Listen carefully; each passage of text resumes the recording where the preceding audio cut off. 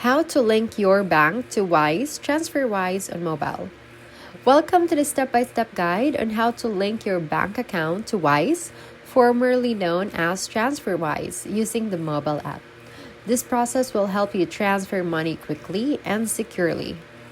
Start by opening the Wise mobile app on your phone. Make sure you are logged into your account before moving to the next step. Next, navigate to the Account or Home tab from the bottom menu.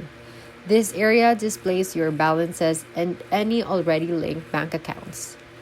Tap the option labeled Add a Bank Account. This will take you to the setup screen for adding a new bank account for your Wise profile.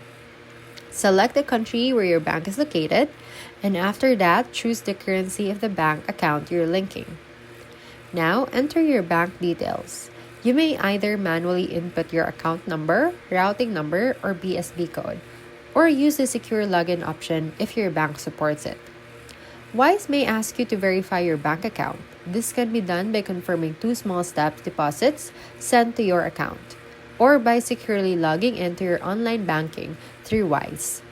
Once verification is complete, your bank account will appear in your list of linked accounts. You're now ready to send and receive money through Wise using your linked bank.